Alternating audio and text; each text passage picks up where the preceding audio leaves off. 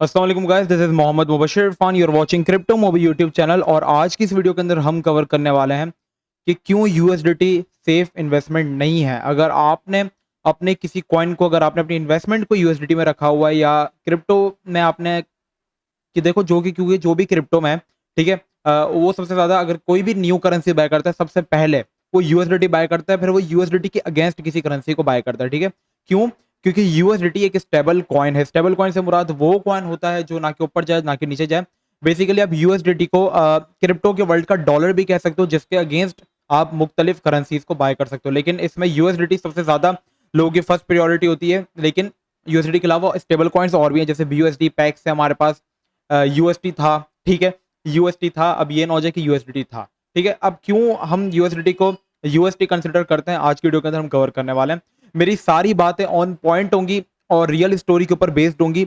और फिर आपको मैं डिसीजन बताऊंगा कि अब आपको क्या करना है। अगर आप किसी कॉइन को अपने यूएसडी के पेयर में बाय किया हुआ है या आपका ये चल रहा है, ट्रेड वगैरह चल रही है, तो अब आपने, आपके लिए सबसे जो बेस्ट फैसला होने वाला है वो क्या होने वाला है यहाँ पे। देखिए, मेरी ये प्रिडिक्शन है कि एक तो क्रिप्टो के अंदर जो क्रैश आया $38,000 से बिटकॉइन $26,000 पर फॉल हुआ, ये किस वजह से हुआ?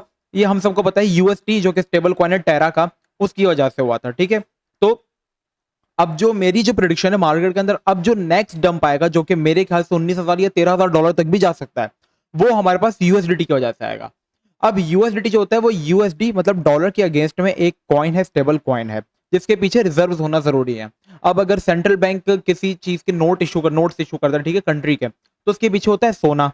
ठीक है, जितना सोना होगा उतने ही वो नोट जो है, रिजर्व जो है सोने के रख के, उतने वो करेंसी नोट जो है वो इशू करता है। ठीक है, सो इससे क्या होता है, स्टेबल रहती है, ठीक है, इकोनॉमी, और उतने ही करेंसी नोट होते हैं। लेकिन इसका क्या है, यूएसडीटी का क्या है, जब 2017 के अंदर इसके ऊपर एक केस फाइल किया गया था, थीटर बेसिकली इसके पीछे कैनेडियन कंपनी है थीथर। ठीक है, वो इसके जो है वो बैकअप देती है, मतलब रिजर्व्स के तौर पर इसको बैकअप देती है, जिस तरह बीयूएसडी को बैकअप जो है रिजर्व के तौर पर वो बाइनेंस देता है। ठीक है, ऑफिशियल एक्सचेंज है, बीयूएसडी के पीछे असल डॉलर है जो कि बीयूएसडी उसको बैकअप देता है। ठीक है, और उनकी ऑडिटिंग जो है वो बिल्कुल क्लीन है, मतलब एक्सटर्नल ऑडिटर्स जो होते हैं जो कि आपकी ऑडिटिंग करते हैं, जैसे अगर आपने कोई कंपनी खोली है तो उसके अंदर भी ऑडिटर्स होते हैं जो आके आपकी अकाउंटिंग करते हैं कि क्या आपने कोई कंपनी में कोई खराबी तो नहीं की।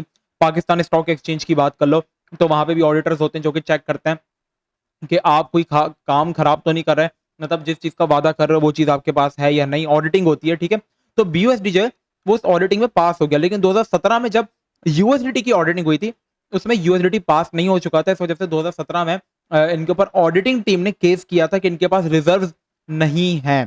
मतलब अगर रिजर्व नहीं है तो इसकी कीमत $1 कैसे हो सकती है? ठीक है, इसके पीछे बड़े बड़े हाथ हैं। ये $1 पे क्यों रहता है? अभी आपने देखा होगा जब यूएसडीटी की यहाँ पे यूएसटी की वैल्यू यहाँ पे डाउन हुई थी, यूएसटी की, ठीक है, जो लूना का स्टेबल कॉइन था, तब यहाँ पे यूएसडीटी ने भी अपना पैग लॉस किया था, 0.93 तक ही आ गया था, 97 93 तक। फिर इसके बाद ये फॉरेन से स्टेबल हो गया था। तो ये क्यों हुआ, क्यों उसने अपना पैग लॉस किया? अब जब इनके ऊपर 2000, अब ये कहानियां पूरी सुनना, जब इनके ऊपर 2017 में केस हुआ था तो इनके पास रिजर्व साबित नहीं हुए थे। तो इन्होंने क्या किया था, 2021 में फरवरी में, आपने देखा होगा फरवरी तक मार्केट में जो था वो बेयर रन था, ठीक है, 2020 के एंड तक। ठीक है, फिर फरवरी में आपने देखा होगा कि बिटकॉइन यहाँ से हमारे पास जो उठा है $13,000 $19,000 से जो बिटकॉइन यहाँ पे उठा है, फिर उसके बाद वो सीधा $69,000 पे जाके स्टॉप, $64,000 पे जाके वो स्टॉप हुआ था। ठीक है, फरवरी में बुल रन आया था। वो क्यों आया था? क्योंकि यूएसडीटी की यहाँ पे एक अच्छी न्यूज आ गई थी, और वो ये था कि इन्होंने रिजर्व साबित नहीं किया, बल्कि इन्होंने क्या किया है, $9 मिलियन का जो है वो फाइन दिया था ऑडिटिंग टीम को, जो कि इनके ऊपर लगा था, चार्ज हुआ था, वो इन्होंने दिया था। तो इसका मतलब ये है कि अभी तक इनके पास कोई रिजर्व बैकअप में नहीं है। तो ये यूएसडीटी की सप्लाई कहां से आ रही है? ठीक है, कैसे यूएसडीटी मजीद बनते जा रहे हैं जब इसके पीछे कोई रिजर्व ही नहीं है? तो इसके पीछे काफी बड़े बड़े हाथ हैं, काफी ज्यादा एक्सचेंजेस के इसके पीछे एक बहुत बड़ी जो एक्सचेंज का जो हाथ है उसका नाम है बिटफिनिक्स। बिटफिनिक्स आपने देखा होगा कि काफी ज्यादा वॉलेटाइल एक्सचेंज है। उसके अंदर बिटकॉइन, अगर अभी जब बिटकॉइन क्रैश हुआ था 24,000 तक, तो वहां पे विक बनी थी $9,000 तक। वो इतना ज्यादा वॉलेटाइल कॉइन है और लोग उसके ऊपर इतना ज्यादा बिलीव नहीं करते, क्योंकि वहां पे फ्यूचर्स में लोगों को जान करके लिक्विडेट किया जाता है। ठीक है, ज्यादातर फ्यूचर ट्रेडिंग भी अगर हम देखें तो बाइनेंस से ज्यादा रेट जो है वो बिटफिनिक्स का है। अगर आप जाके लॉन्ग शॉर्ट ट्रेड देखेंगे तो आपको बिटफिनिक्स में सबसे ज्यादा यूजर्स मिल जाएंगे जो इस वक्त लॉन्ग या शॉर्ट में ट्रेड ले रहे होते हैं। तो मैं आपको ये रिकमेंड करूंगा, यूएसडीटी के पीछे देखे, अब अगर कोई केस होता है ना तो वो फाइन देके सॉर्ट आउट हो सकता है। लेकिन अगर यूएसडीटी फंस गया, वो अपने रिजर्व साबित नहीं कर पाया, तो यूएसडीटी अपना पैग लॉस करेगा। और यूएसडीटी अगर अपना पैग लॉस करता है तो यूएसडीटी जो इस वक्त तीसरे नंबर पे क्रिप्टो करेंसी है, ठीक है, वर्ल्ड स्टेबल कॉइन है। ठीक है, तो अगर वो साबित नहीं कर पाए कि हमारे पास रिजर्व है, तो यहाँ पे यूएसडी की जो वैल्यू है वो फॉल करेगी, और जब यूएसडी की वैल्यू यहाँ पे फॉल करेगी, $1 से कम होके रुपी वो दूसरे सेंट्स में आना स्टार्ट हो जाएगी, ठीक है। तो यहाँ पे क्रिप्टो मार्केट किस तरीके से स्टेबल रह सकती है, तो नेक्स्ट जो डंप हो सकता है उसकी सबसे बड़ी जो वजह बन सकती है वो यूएसडीटी बन सकती है। अब अगर आपके पास कोई कॉइन आपने लिया हुआ है तो आप उसको बीओएसडी के पेयर में सेल कर सकते हो।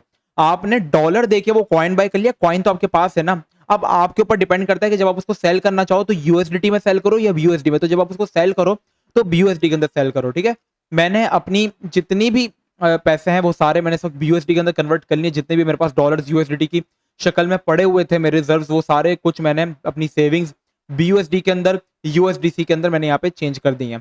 तो आप अपनी जितनी भी सेविंग देखो, अगर आपने अपनी सेविंग्स मैं से पहले यूएसडी के अंदर रखी थी, सॉरी, अगर आपने अपनी सारी सेविंग्स जो है वो यूएसडी के अंदर रखी हुई होती पूरी की पूरी 100%, ठीक है। तो अगर अभी ये लॉस हुआ है तो आपके पास सिर्फ, अगर आपने $1000 लगाए होते तो आपके पास $6 भी बचे हुए हैं, ठीक है। तो सब चला गया। तो आप क्या करें, आप अपने डॉलर्स को जो है वो अलग अलग तरह के स्टेबल कॉइन के अंदर डिवाइड कर दें। जैसा 25% यूएसडी के अंदर रख दो, 25% बीयूएसडी के अंदर रख दो, 25% यूएसडीसी के अंदर रख दो, 25% यूएसडीटी के अंदर रख दो, ठीक है। यूएसडीटी की बात कर रहा हूँ मैं यहाँ पे, यूएसडीटी की नहीं या यूएसडी की नहीं, यूएसडीटी। तो आप इन्वेस्ट चारों में कर दो, ताकि अगर कोई एक भी पैग लॉस करता है तो आपका 25% का यहाँ पे लॉस हो, ठीक है। आप चाहो तो बीयूएसडी के अंदर रख सकते हो। बीयूएसडी सेकंड नंबर पे स्टेबल कॉइन है, जो कि ट्रस्टेड स्टेबल कॉइन है, और उसके पीछे ऑडिटिंग जो है सब कुछ क्लियर है, आज तक उसके ऊपर कोई जुर्माना नहीं लगा। बाइनेंस दुनिया की नंबर 1 एक्सचेंज है, लेकिन धोखा करते थे, कभी किसी को टाइम नहीं लगता। कभी आप लोगों ने सोचा था कि क्या टेरा स्कैम कर सकता है? अभी भी मेरी वीडियो देखने के बाद लोग सोचेंगे कि यार यूएसडीटी क्यों स्कैम करेगा। तो क्या आपने कभी सोचा था कि टेरा लूना क्यों स्कैम करेगा? एक क्रिप्टो करेंसी $120 से गिर के शिप की वैल्यू से भी ज्यादा नीचे आ जाएगी। तो स्कैम क्रिप्टो में कभी भी हो सकता है, इसलिए सेफ रहो, हमेशा सेफ साइड रखो। मेरा काम था आप सब तक ये बात पहुंचाना। मैं अब यूएसडीटी पे बिल्कुल बिलीव नहीं करता। हाँ, मैंने 25% अपने फंड्स रखे हुए जरूर हैं, क्योंकि मैं उसको डाइवर्सिफाई कर रहा हूँ चारों तरफ। मैंने चारों कॉइन्स के अंदर 25-25-25-25% रख दिया, क्योंकि मैं उसको पीकेआर में भी अभी नहीं रख सकता, क्योंकि आपको मुल्क की इकोनॉमी के बारे में पता है पाकिस्तान की, कि इन्फ्लेशन किस तरीके से बढ़ रहा है। तो मैं इन्फ्लेशन से बचने के लिए अपने जो पैसे हैं उनको क्रिप्टो करेंसी के अंदर रखता हूँ, ज्यादातर डॉलर्स के अंदर नहीं, मैं उसको क्रिप्टो करेंसी के अंदर रखता हूँ। या तो मैंने बिटकॉइन के अंदर रखे हुए हैं, या मैंने इथेरियम के अंदर रखे हुए हैं, या मैंने एडीए के अंदर रखे हैं, क्योंकि वो भी एक सेफ कॉइन है, ठीक है। तो इस तरीके से आप रख सकते हो। इन्फ्लेशन से बचने के लिए आपको पास रिजर्व यूएसडी के रिजर्व होना काफी ज्यादा जरूरी है। तो बस यही था आज की वीडियो का मोटिव। अगर आपको इससे कुछ सीखने को मिला तो वीडियो को लाइक जरूर कर देना, और you can join our free group, जहाँ पे हम लोग फ्री कॉल्स जो है वो देते रहते हैं। तो बस आज की वीडियो में इतना ही, मिलते हैं नेक्स्ट वीडियो में। अपना बहुत ही ज्यादा ख्याल रखिएगा। अस्सलाम वालेकुम व रहमतुल्लाह।